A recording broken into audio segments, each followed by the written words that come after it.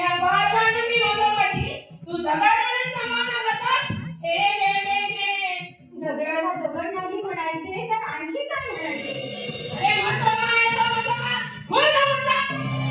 तुम्ही कुशाल म्हणा त्याला म्हसोबा. अत्तीच्या मारी. अरे सावत्या, हे लोक म्हणतात का त्याची म्हसोबा? तर म्हणजे म्हसोबा. तुझं काय त्याचं?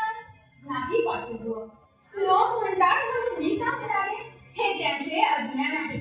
पाटीलबुवा, यांना सांगा दगडा देव पाहण्यापेक्षा या माणसात देव बघा, या झाडा पेडात फळा फुला देव बघा.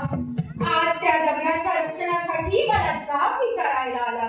तसंच या निसर्गातील प्रत्येक घटकाचं रक्षण करायला जटा मी तुमची साथ देईन. पाटीलबुवा, याचं इथं एक प्रवचन सुरू झालं. अशीच प्रवचने करतो आणि या गावच्या गोळ्यांना माणसाला नादी लावता. नादी लावणारा मी कोण? मी एक साधा माणूस. लोकांना माझे म्हणणे पडते. दिवसभर शेतमळ्यात राबतात, श्रम करतात आणि दमून भागून आल्यावर येतात आमच्याकडे संवाद करायला.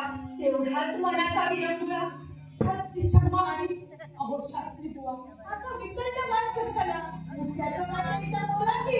अहो पाटील बाबा, या सावत्याने म्हसोबाची विटंबना केल्याने गावावर मध्ये टाकाव झाला आणि गावात पाणी शिरली. ओ शिरली म्हणजे काय शिरली? त्याची हत्या जबाबदार आहे. केवळ या सावत्याने प्रायश्चित्त घ्यावे. तसा गावासमोर एक गाव माहिती आहे. पोरगी ओ दिगटीची उजवा पाचवा दिला मोरी आईचे बी हेच म्हणणार. वाय वाय, याला प्रायश्चित्त दिलंच पाहिजे. म्हसोबाला दुखावला मी. मग मरी आईचा कोप गावावर का म्हणून? तो घरचा नसेल तर माझ्यावर व्हावा. मरी आई असा तिचा भाव कसा करेल? अरे नास्तिका, पुन्हा प्रबोधन. अरे प्रायश्चित्त घ्या आणि गप्पास. मारी ऐकलो मी गावावर आणि पैकीची गावात. हेच करावं लागेल तुला. मोरी आईला शांत केलीच पाहिजे. तिला नेलेल्या काढायलाच पाहिजे. बाय बाय, नवी बाय कोकणांचा.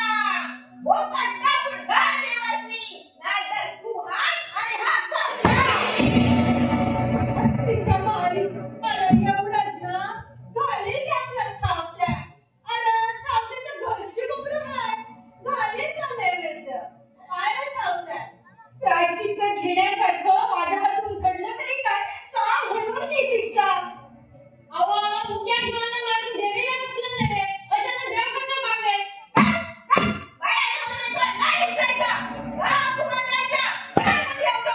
इतकंच नव्हे पाटीलबुवा, गावच्या ब्राह्मणांनाही भोजन द्यावे लागेल. बरोबर ना? अत्तीच्या मारी. अहो शास्त्री बुवा, तुम्ही सांगा